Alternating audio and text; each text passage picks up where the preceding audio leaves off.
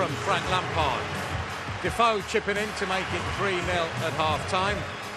Milner 4. And just a suggestion of a deflection there for the 5th. Gone well for England tonight. Top of the group they are. And you want your rivals to draw, because the point goes begging there, doesn't it? Montenegro 2, Poland 2. It finished in Podgorica. Next up for England, Ukraine at Wembley on Tuesday. Let's hear from Frank Lampard and Tom Cleverley there with Gabriel. Tom, Frank, well done. Frank, you've played in plenty of these games where England are expected to win. What was the key? Key was the start, I think. They can be tough places to come. You expect it to win, as you say, and the pitch conditions are not always, what you might want. But the way we started the game, I think, showed our intentions, and from then on we were comfortable at half-time. Tom, your first competitive start for England. How do you think you did? Yeah, well, obviously the win's the most important thing, and 5-0 away from home anywhere is a good result. These places can be tricky, so individually I'm happy and collectively I'm happy as well. The combination play with Frank and with Stevie especially seemed to work in the first half. What in particular about that pleased you? Just we all know where each other are, and we're all free to rotate. If Stevie or Frank go forward, I just fill in for them, and I feel like we rotated really well. Frank, how do you think Tom did? Alex Oxlade-Chamberlain as well, because these are guys who I know Roy wants to bring through. Are they ready? Brilliant, of course they are. I think they showed that. I think Tom played with such intelligence in midfield. It's a pleasure to play with. At such a young age, he's going to be right in the middle of the team for many years to come. And Alex Oxlade was brilliant. He lit up the first half with his injection of pace, running with the ball. And it's great to see exciting young players playing for England like that. Compliments indeed. Yeah, well, he's someone who I look up to, and a great midfielder, so it's nice to hear that. Frank, all round, is this level of performance at times going to be good enough now for Tuesday? No, we'll try and improve. I think certainly whenever we play, even if we play pretty well, we'll look for areas to improve. I think we took our foot off the pedal in elements in the second half, and maybe a bit natural at 3-0 when you're thinking about a game in a few days, but we need to keep a high level maybe for 90 minutes against Ukraine, who are probably a stronger team, and we'll try and win that. Thanks, guys. Well done. Thank Cheers. you. Cheers. I suppose above all else, it felt like they'd had a good attitude to this, good professional job, started at a high tempo. Well, I think, as I said, the most important thing is getting the 3 points, getting off to a good start. And after that, it's a bonus if you play well, and they did play well tonight. I thought Moldova wasn't great, and I think they didn't give him an awful lot to play against. But at times, you've got to keep your concentration. The important thing is get some confidence, try and get through the game without any injuries. Unfortunately, John Terry's just twisted his ankle a little bit. Hopefully that's not too bad. But I think going into the Ukraine game, that's a perfect start for him. Are there any easy games at international level? And if such a phenomenon does exist, was this one of them, do you think, Gareth? Well, it ended up that way because of the early goal, which sets you up. But I thought we were positive even before that, especially down that left-hand side. Leighton Baines, Alex Oxlade-Chamberlain, some lovely combination. Both fullbacks were positive in their play, and we took the game to Moldova, and clearly 3 goals before half-time, finished it as a contest.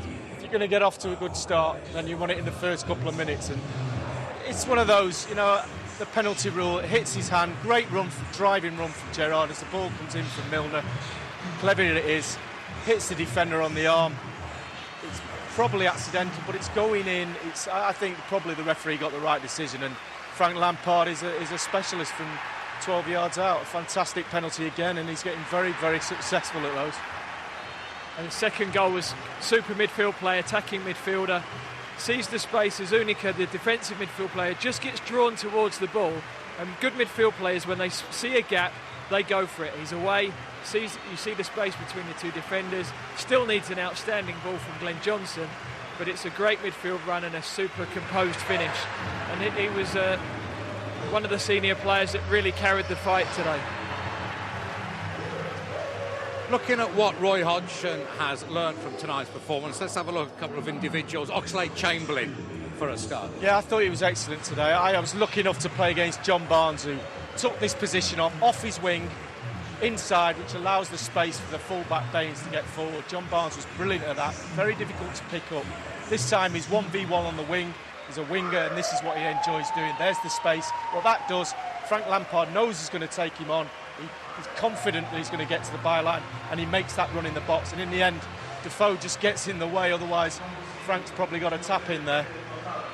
And this is him in the second half. He's got an eye for a pass. So confident on the ball for a player who's played little at the top, in the Premier League. Confidence to play that ball. Perhaps hits it a bit too hard, but there he is again on that inside. got to be disciplined. Sometimes it can work against you. Against the lesser-known teams like Moldova, you can afford to do that. Gets away. Great little pass for Defoe to get his goal.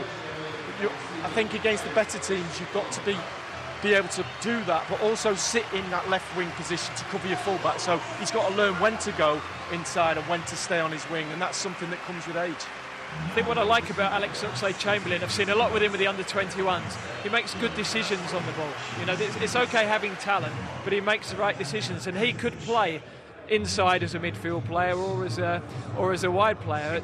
It's interesting how they are trusting him with the ball, isn't it, and making the runs for him. They're learning how he plays, happy to give it to him, and things tend to happen. Oh, definitely, and I think the runs that he made inside allowed space for Leighton Baines, and someone else on the other side that impressed me tonight going forward, Glenn Johnson, who took advantage of the space he was given. He's under pressure. He's got Kyle Walker right behind him, breathing down his neck, but his starting positions were high. Again, he benefited from James Milner coming inside, but he was prepared to carry his runs forward, go and play forward, play off front players, good touch inside there, still makes his run and almost gets a reward with a tap-in from a rebound.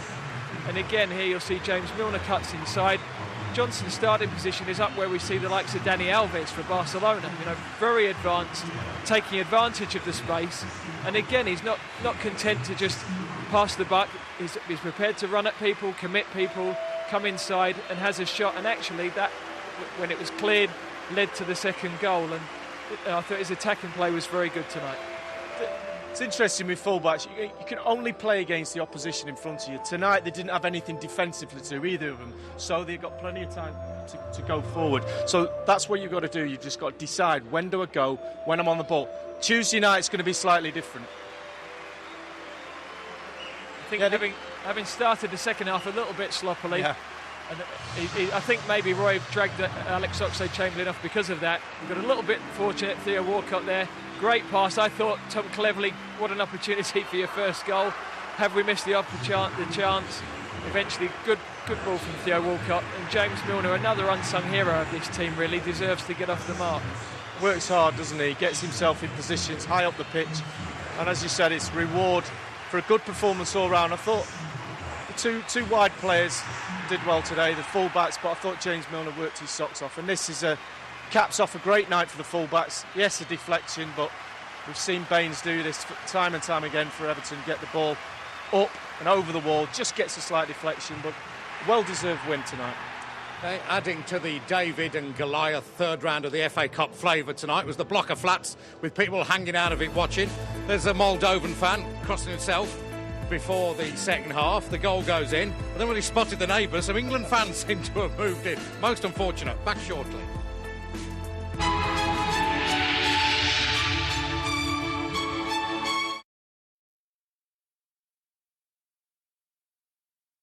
Continental Tires sponsors ITV's coverage of England. Falling in love with someone, ever falling in love with someone you shouldn't have fallen in love with.